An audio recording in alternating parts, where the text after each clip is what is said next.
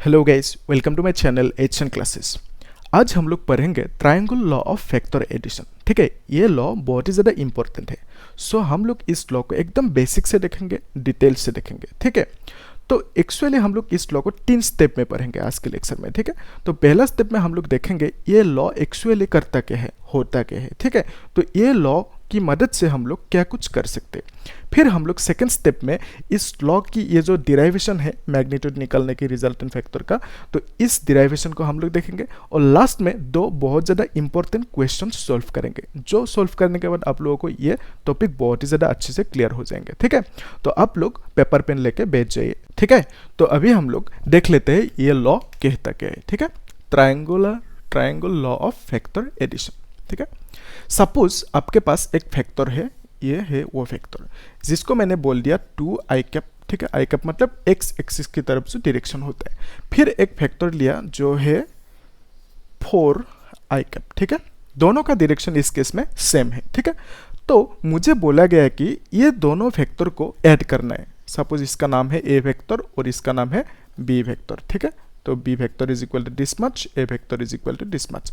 दोनों को क्या करना है, ऐड करना है। तो हम लोग क्या करेंगे, इसको सीधा एकदम आराम से ऐड कर सकते हैं। ठीक है, कैसे हम लिखेंगे, ये जो एडिशन होंगे मतलब रिजल्टेंट फैक्टर होंगे उसको हम लिख सकते हैं ए वेक्टर प्लस बी वेक्टर। ठीक है, अभी देखो यहाँ पे हम लोग ए वेक्टर की जगह पे क्या लिख सकते हैं, 2i कैप, है ना।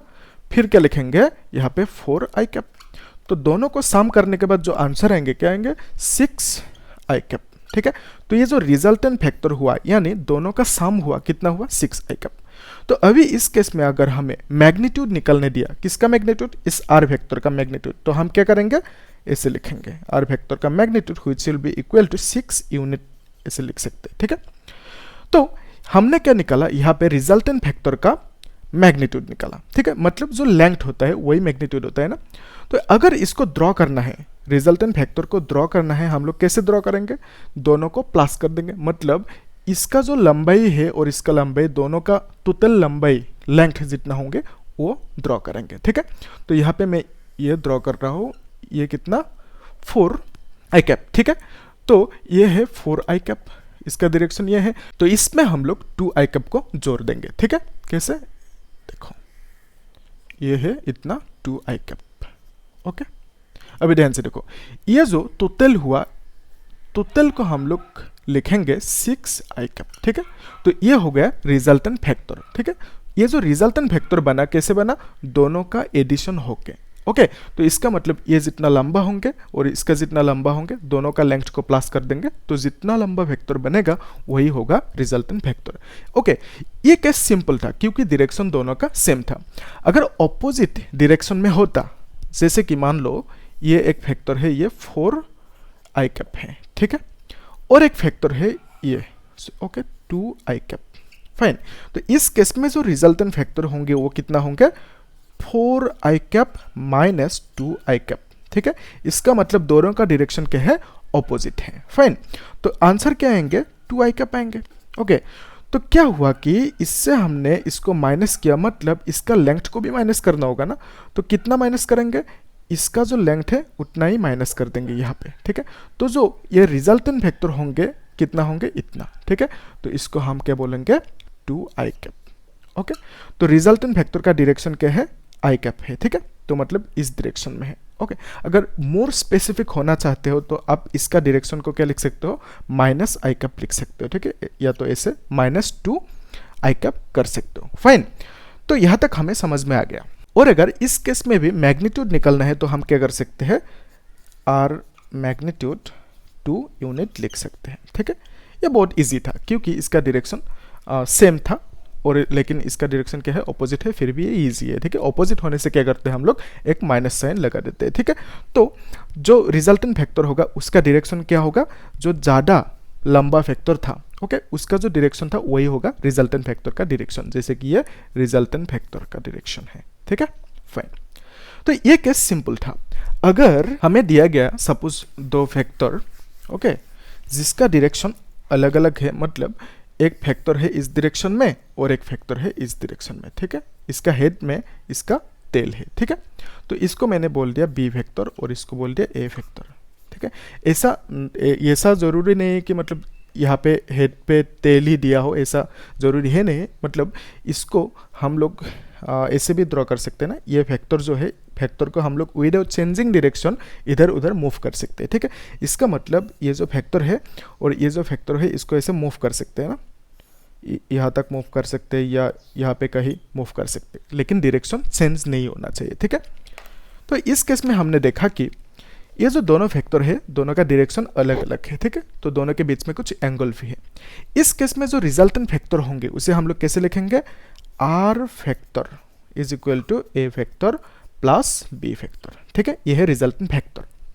तो ये जो रिजल्टेंट फैक्टर है इसका डायरेक्शन कौन सा होगा, ठीक है। जैसे यहाँ पे रिजल्टेंट फैक्टर का डायरेक्शन क्या है, आई का पी तो है ना, इस डायरेक्शन में है, लेकिन इसका रिजल्टेंट फैक्टर का डायरेक्शन कौन सा होगा, दैट इज द क्वेश्चन। तो यहाँ पे जो रिजल्टेंट फैक्टर होंगे ये होंगे, ठीक है, ये होंगे रिजल्टेंट फैक्टर का डायरेक्शन, ठीक है। तो यहाँ पे इसको लिख सकते हैं हम लोग आर फैक्टर, ठीक है।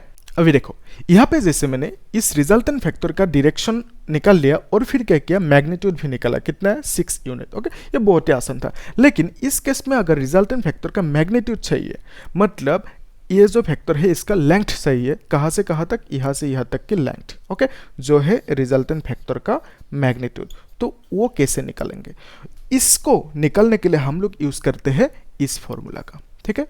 लेकिन ये फॉर्मूला आया कहाँ से, that is our question, okay.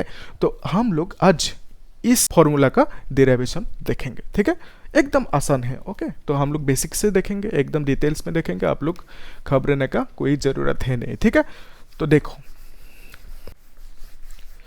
तो आप लोगों को समझ में आया ना हम लोग क्या करने जा रहे हैं इस लेक्चर में, ठीक है। तो मैं पहले एक काम करता हूँ, इसको थोड़ा सा मैग्नीफाइड बड़ा बना देता हूँ, ठीक है। ये डायग्राम को बड़ा बना देता हूँ, ठीक है, यहाँ पे बना देते हैं।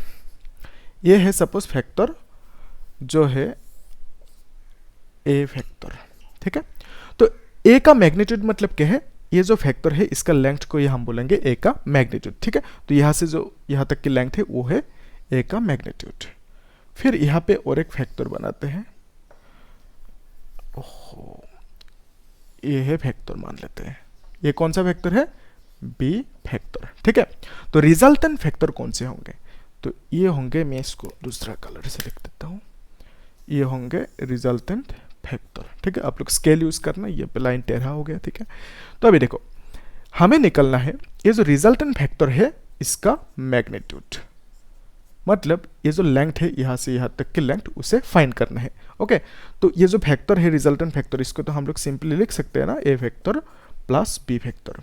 लेकिन हमें क्या चाहिए, हमें सिर्फ चाहिए मैग्नीट्यूड, मतलब यहाँ से यहाँ तक की लेंथ, समझ में आया, ठीक है। अभी देखो हम क्या करेंगे, यहाँ पे एक ट्रायंगल फॉर्म करेंगे, ठीक है। लेट्स से ये जो पॉइंट है इसका नाम है ए और इसका नाम बी, ये सी, ये डी, ठीक है। यहाँ पे ध्यान से देखो, ये जो एंगल है इसको हमने मान लिया थीटा, ओके। तो ये जो ट्रायंगल है बी डी सी, वहाँ पे हम लोग कॉस थीटा लगाएंगे, ठीक है। तो in triangle B D C, okay, क्योंकि ये राइट एंगल ट्रायंगल है ना, तो हम लोग यहाँ पे ट्रिगोनोमेट्रिक रेशियोस लगा सकते हैं, ठीक है, कॉस थीटा साइन थीटा सब लगा सकते हैं। तो मान लो मैंने यहाँ पे लगा दिया कॉस थीटा, तो क्या मिलेंगे, कॉस थीटा मतलब क्या होता है, बेस बाय हाइपोटेन्यूज, ठीक है। तो बेस कौन सा है, ये तो बेस है ना, B C is the base, और हाइपोटेन्यूज कौन सा है, बी डी, ठीक है। तो B D is the hypotenuse, तो यहाँ पे लिखूंगा B C by B D, ठीक है, बेस बाय हाइपोटेन्यूज। तो यहाँ से हम लोग फाइंड कर सकते हैं बी सी कितना होंगे, B C is equal to कितना होंगे, बी डी कॉस थीटा, ठीक है। तो बी डी क्या है, बी डी जो है ये जो बी फैक्टर है इसका तो लेंथ है ना, तो बी डी फैक्टर का मैग्नीट्यूड है, ठीक है। तो लेंथ मतलब मैग्नीट्यूड, तो हम क्या लिखेंगे, बी डी की जगह पे बी फैक्टर का मैग्नीट्यूड, ठीक है, और लिख दिया कॉस थीटा, ठीक है। तो बी सी हमें मिल गया। अभी हम क्या करेंगे, इसी ट्रायंगल में साइन थीटा लगा देंगे, ठीक है। Sine theta is equal to क्या होता है, परपेंडिकुलर बाय हाइपोटेन्यूज होते हैं। तो परपेंडिकुलर कौन सी है, ये ना, C D is the perpendicular, ठीक है। सी डी बाय हाइपोटेन्यूज क्या है, बी डी। तो अगेन सी डी लिख सकते हैं यहाँ पे, बी डी मतलब क्या है, बी डी मतलब बी वेक्टर का लेंथ, ठीक है, मतलब मैग्नीट्यूड, जिसको हम लोग ऐसे लिखते हैं, ठीक है। तो यहाँ से हम लोग लिख सकते हैं C D is equal to, क्या लिखेंगे, C D is equal to B का मैग्नीट्यूड इंटू ये साइन थीटा। आ रहा है समझ में? ओके, तो हमें यहाँ पे दो फॉर्मूला मिल गया, ये है B C, okay, B C और क्या मिला, सी डी का वैल्यू। इसी को हम लोग यूज करेंगे अभी, ठीक है। तो देखो ध्यान से, ये जो ट्रायंगल है, बड़ा वाला ट्रायंगल ए डी सी, ठीक है, तो ए डी सी ट्रायंगल को ध्यान से देखो, ओके।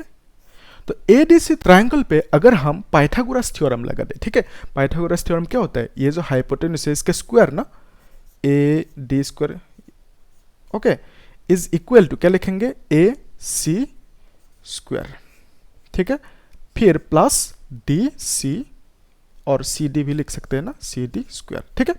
तो अभी ध्यान से देखो, ये जो ए सी है, ए सी को हम लोग क्या लिख सकते हैं, A B plus B C लिख सकते हैं ना, तो A C is equal to A B plus B C लिख सकते हैं हम लोग, ठीक है। फिर यहाँ पे स्क्वायर लगा देंगे, प्लस सी डी स्क्वायर, ठीक है। आ रहा है ना समझ में? अभी हम लोग क्या करेंगे, आप लोग तो जानते हो ना, ए प्लस बी होल स्क्वायर का जो फॉर्मूला होता है, ठीक है, उसी को यहाँ पे पुट कर देंगे। तो देखो A plus B whole square formula क्या कहता है, हम लोग लिखेंगे यहाँ पे A B square plus B C square plus twice A B, फिर क्या लिखेंगे, बी सी, फिर प्लस सी डी स्क्वायर, ठीक है। ओके, यहां तक आ गया समझ में? देखो अभी क्या करेंगे, मैं पहले इन दोनों वैल्यूज को ऊपर लिख के रखता हूं, ठीक है। B C is equal to, B C is equal to कितना है, बी, फिर मिला कॉस थीटा, ठीक है, और क्या मिला एक C D is equal to magnitude of B sine theta, ठीक है। ये दोनों हमारा वैल्यूज है, ठीक है। तो अभी हम क्या करेंगे, उसी को सॉल्व करेंगे। A D square is equal to A B, A B मतलब क्या है, ये जो ए बी है मतलब ए वेक्टर का मैग्नीट्यूड है ना, ए बी लेंथ, ठीक है। तो हम क्या लिखेंगे यहाँ पे, ए बी की जगह पे ए वेक्टर का मैग्नीट्यूड, ठीक है, प्लस बी सी जो है, बी सी कौन सा है, ये तो बी सी है ना, तो बी सी को हम लोग क्या लिख सकते हैं, बी सी को लिख सकते हैं बी वेक्टर का मैग्नीट्यूड कॉस थीटा, ठीक है, लेकिन बी सी स्क्वायर है ना, ओके, यहाँ पे भी स्क्वायर है, ठीक है। फिर क्या लिखेंगे, जो है प्लस कितना है, ट्वाइस ए बी और बी सी, तो मैं इसको यहाँ पे लिख देता हूँ 2 इंटू ए बी मतलब कितना है, ए बी मतलब ए वेक्टर का मैग्नीट्यूड, ठीक है, तो ए वेक्टर का मैग्नीट्यूड, फिर क्या है बी सी, ठीक है, तो ये बी सी है ना, तो बी सी कितना है, बी वेक्टर का मैग्नीट्यूड, फिर क्या लिखूंगा, कॉस थीटा, ठीक है। फिर यहाँ पे क्या है, प्लस सी डी स्क्वायर, ठीक है, तो सी डी मतलब कितना है, इतना, बी वेक्टर का मैग्नीट्यूड है ना, साइन थीटा, और इसका स्क्वायर कर देंगे, ठीक है। अभी क्या लिखेंगे, देखो यहाँ पे लिख देता हूँ A D square is equal to A vector का square magnitude square plus, okay, इसको हम लोग बी को स्क्वायर कर देंगे, फिर कॉस स्क्वायर थीटा कर देंगे, ठीक है। फिर यहाँ पे प्लस लिख लेता हूँ, और यहाँ पे हम क्या लिखेंगे, 2a, फिर b, फिर कॉस थीटा, फिर लिख देंगे b का स्क्वायर, फिर साइन स्क्वायर थीटा, ओके। तो अभी देखो यहाँ पे हम लोग कुछ कॉमन ले सकते हैं, ठीक है, तो यहाँ पे भी b स्क्वायर है, ओके, और यहाँ पे भी b स्क्वायर है, तो हम लोग कॉमन ले सकते हैं ना, क्या लिखेंगे, देखो a magnitude square plus, okay, तो b को कॉमन ले लेते हैं, ठीक है, क्या मिलेंगे, cos square theta plus sine square theta, आ रहे हैं ना समझ में, ओके। फिर क्या लिख देंगे, ये और ये हो गया ना, तो इसको लिखना है अभी, ठीक है, तो क्या लिखूंगा, plus 2a vector magnitude, b vector का मैग्नीट्यूड, फिर कॉस थीटा लिख देंगे, ठीक है। अभी ध्यान से देखो, ये एक फॉर्मूला है, ओके। इसका वैल्यू कितना होता है, 1 होता है ना, तो sine square theta plus cos square theta is equal to 1 होता है, ठीक है। तो हम लोग यहाँ पे आराम से लिख सकते हैं, मैं इसको मिटा देता हूँ, ठीक है। आप लोग वीडियो को पॉज करते जाना और नोट्स बनाते जाना, ठीक है। हाँ बोलो, पेपर पेन लेके बैठे हो कि नहीं, अभी तक नहीं निकला, निकल लो जल्दी से पेपर पेन, हाँ नोट्स बनाते जाओ। तो यहाँ पे क्या लिखेंगे हम लोग, यहाँ पे लिखेंगे A D square is equal to, यहाँ पे क्या लिखेंगे फिर, A magnitude square plus B का मैग्नीट्यूड स्क्वायर, ठीक है। और ये क्या बन जाएंगे, 1 बन जाएगा ना, तो फिर हम लोग सीधा इसको लिख सकते हैं प्लस कितना, प्लस 2 ए का मैग्नीट्यूड फिर बी का मैग्नीट्यूड फिर क्या लिखेंगे, कॉस थीटा, ठीक है। अभी ध्यान से देखो, अगर ये A D square is equal to this much से, तो ए डी कितना होंगे, तो ए डी को हम लोग क्या लिख सकते हैं, रूट लगा देंगे, बस हो गया, है कि नहीं। तो आंसर क्या आएंगे, ए वेक्टर स्क्वायर प्लस बी का मैग्नीट्यूड स्क्वायर प्लस ट्वाइस ए का मैग्नीट्यूड फिर बी का मैग्नीट्यूड फिर कॉस थीटा, ठीक है। तो यहाँ पे मोस्ट ऑफ द टाइम हम लोग क्या करते हैं, ये मैग्नीट्यूड का जो सिंबल होता है मॉड्यूलस दोनों साइड पे लगाते हैं, इसको नहीं लिखते, ठीक है। अगर हम लोग ऐसे लिखे इसकी जगह पे तो भी कोई दिक्कत नहीं, ठीक है। तो ये भी क्या समझा रहे हैं, हमें मैग्नीट्यूड समझा रहे हैं, ठीक है। तो इसको मैं ए स्क्वायर भी लिख सकता हूँ, फिर इसको बी स्क्वायर लिख सकता हूँ plus twice A B cos theta, ठीक है। तो अगर ऊपर में फैक्टर नहीं है तो इसका मतलब ये क्या है, मैग्नीट्यूड है, आप लोग जानते हो ये सब, ठीक है। तो ये जो ए डी है, ए डी क्या है, ये लेंथ ही है ना, ओके। तो यानी ये ही क्या है, आर वेक्टर का मैग्नीट्यूड, ठीक है। यानी रिजल्टेंट वेक्टर का मैग्नीट्यूड कितना आया, इतना, ठीक है। रिजल्टेंट वेक्टर का मैग्नीट्यूड, ठीक है। इसको हम लोग सीधा आर भी लिख सकते हैं, ठीक है। तो ये हो गया आपका फॉर्मूला का डिराइवेशन, ठीक है। आया ना समझ में, ज़्यादा टफ नहीं था, है ना। ओके, तो आप लोग एक बार प्रैक्टिस कर लेना, आराम से हो जाएगा, ठीक है। तो आप लोग इसका एक नोट बना लो, हम लोग उसके बाद 2 एकदम इंपॉर्टेंट क्वेश्चंस सॉल्व करेंगे, ठीक है।